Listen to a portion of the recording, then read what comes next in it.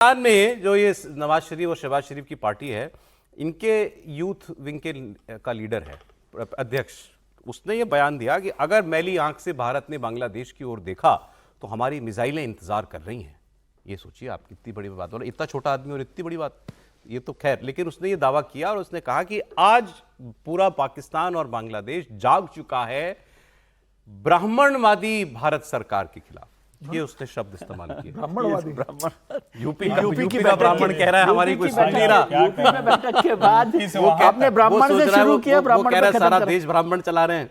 खैर आपने ब्राह्मणवाद से शुरू करके प्रोग्राम को ब्राह्मणवाद को खत्म कर। तो ये पाकिस्तान के नेता की गीदड़ भपकी जो है बांग्लादेश पर, ये सुन लीजिए। ठीक ही बोल रहा है ना। अब पाकिस्तान और बांग्लादेश का बचा बचा जो है वो उस्मान हादी है। उस्मान हादी को तो शहीद कर दिया, लेकिन उसकी सोच को शहीद नहीं कर सके। आज मुकम्मल तौर पे भारतीय आजादी जो है उसको रिजेक्ट कर चुकी है बांग्लादेश की अवाम, मुकम्मल तौर पे रिजेक्ट कर चुकी है। और मैं अपने बांग्लादेशी बहन भाइयों को कहना चाहता हूं कि हम आपके साथ खड़े हैं। पाकिस्तानी अवाम, पाकिस्तान और पाकिस्तानी अफवाज आपके साथ खड़ी है। अगर कोई माशी दबाव बांग्लादेश पे डालने की कोशिश करेगा या बांग्लादेश की खुद मुख्तारी पे अटैक करने की कोशिश करेगा तो पाकिस्तान की बाशऊर अवाम आपके साथ खड़ी होगी। अब मैं ब्राह्मण साम्राज्य को बड़ा एक क्लियर मैसेज देना चाहता हूं कि अगर अब किसी ने मैली निगाह उठा के बांग्लादेश की तरफ देखा ना, तो पाकिस्तानी अवाम, पाकिस्तानी अफवाज और हमारे मिसाइल आपसे दूर नहीं है। ब्राह्मण साम्राज्य कहा उसने, ब्राह्मण साम्राज्य को मैं ये बता देना चाहता हूं कि वो नहीं है। अच्छा, ये इसी बयान में, क्योंकि बहुत लंबा बोला, ये हादी भाई हादी भाई हादी भाई शहीद हादी करता रहा। हादी की हत्या भारत ने कराई, ऐसा आरोप लगा के इसने मिसाइल की धमकी दी। अरे हादी भाई का भाई क्या बोल रहा है वो तो सुन लेता। उस्मान हादी जो मारा गया बांग्लादेश में, जिसके बाद आग लगी, उसके भाई ने कहा कि मोहम्मद यूनुस की सरकार ने मेरे भाई को मरवाया है ताकि मैं ये भारत के खिलाफ माहौल बना दूं और चुनाव ना कराने पड़े मुझे। सुन लीजिए आप। আপনারাই ওসমান হাদিকে হত্যা করিয়েছেন, আবার আপনারা এটাকে ইস্যু করে নির্বাচন বানচাল করার চেষ্টা করতেছেন। আপনারা যারা রাষ্ট্র ক্ষমতায় থাকাকালীন অবস্থায় ওসমান হাদিকে হত্যা করা হয়েছে, এই হত্যার দায় আপনারা এড়াতে পারবেন না। আপনাদেরও বিচার হবে শহীদ ওসমান হাদির গোটা খুনি চক্রকে।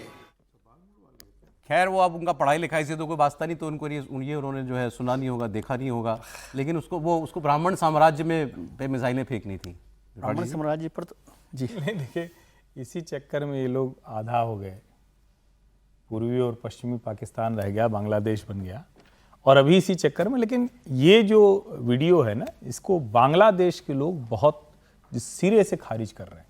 वो कह रहे हैं कि पाकिस्तान के किसी आदमी को यह अधिकार नहीं है कि वो हमारा फ्लैग लगाकर बैठे, ये हमारे फ्लैग का अपमान है। वो इसको स्वीकार करने को तैयार नहीं है। और अगर उस्मान हादी जैसे कट्टरपंथी को मरवाने का आरोप यूनुस एडमिनिस्ट्रेशन पर लग रहा है, तो फिर तो वो सारे तार जुड़ेंगे। फिर तो जब से तख्ता पलट हुआ है तब से लेकर अब तक जितनी हत्याएं हुई हैं, इसका मतलब कि मोहम्मद यूनुस एडमिनिस्ट्रेशन उन सारी हत्याओं में शामिल है। और मेरा यह मानना है कि यूनाइटेड नेशंस को, यूनाइटेड स्टेट्स ऑफ अमेरिका को, दुनिया के दूसरे देशों को इसकी स्वतंत्र जांच करानी चाहिए। ये इंटरनेशनल कोर्ट में मामला जाना चाहिए और उसके आधार पर मोहम्मद यूनुस पर कार्रवाई करनी चाहिए। जो बोल रहा है पाकिस्तान से, तो वही बोल रहा है ना जो 70 साल में भारत के अंदर नेहरूवियन सेकुलरिज्म ने पाल पोष करके बड़ा किया है। ब्राह्मणवाद, साम्राज्यवाद, मनुवाद, वही भाषा तो है जो पाकिस्तान से बोल। वैसे बांग्लादेश में अब सोर्स बदलने लगे हैं। मैं जाते जाते आपको खबर उसमें बता दूं, उनका जो इकोनॉमी मिनिस्टर है इस वक्त, एडवाइजरी कहते हैं, उसने ये बयान दिया है कि हम भारत के साथ रिश्ते खराब नहीं, अच्छे रखना चाहते हैं, और मोहम्मद यूनुस भी इसके लिए काम कर रहे हैं।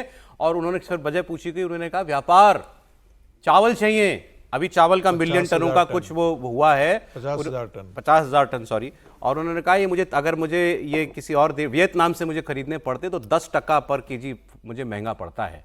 तो हमें व्यापार भी चाहिए और संबंध भी अच्छे चाहिए भारत से। अच्छी बात है, सेंस प्रिवेल करे। बहुत शुक्रिया, समय इतना ही था। त्रिपाठी जी, विजय जी, प्रोफेसर साहब बहुत शुक्रिया। सभी जी बहुत धन्यवाद आपका। कल फिर मिलेंगे 1 बजे।